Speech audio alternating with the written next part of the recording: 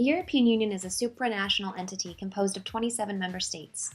Formally established in 1993 under the Maastricht Treaty, the EU currently holds 7% of the world's population. But what is the European Commission? The European Commission is the executive body of the EU.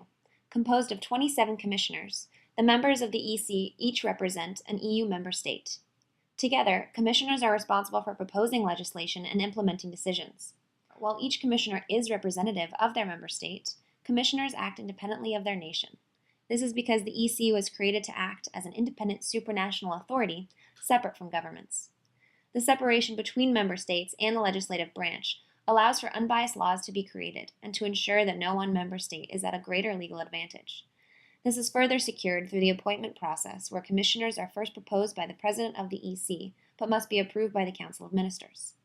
Together, the commissioners create and implement laws which are upheld by both the European Parliament and Council of Ministers. Working with the member state legal orders, the EC creates a complex, interlocked, and interdependent collection of legal articles, known as the Treaty of the Functioning of the EU. In terms of competition law, Articles 101 and 102 prove the most vital for inhibiting anti-competitive behavior. Article 101 outlines the rules of joint ventures, horizontal agreements, and other agreements in terms of market efficiencies. However, these are not hardcore regulations and can be challenged based on ultimate effects on the market.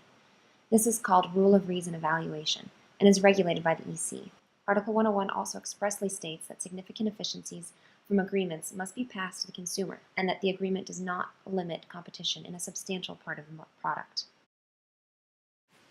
Article 102 addresses market dominance. Defining a dominant power as a power able to prevent competition or influence prices, dominant market power can be a collective dominance by multiple firms.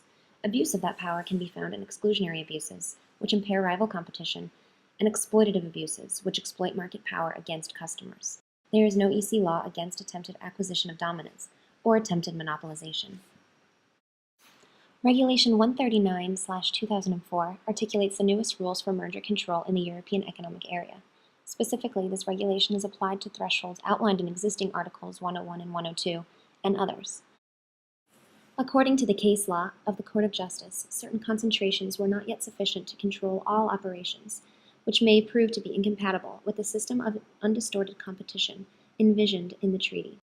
The Commission has exclusive competence to apply this regulation, subject to review by the Court of Justice. To wrap up, Article 101 defines rules and agreements that affect market efficiencies.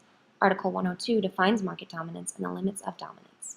And finally, Regulation 139/2004 further restricts anti-competitive behavior when dealing with mergers within the European Union. There you have it, a brief introduction to the three most important EC regulations on competition law in the EU.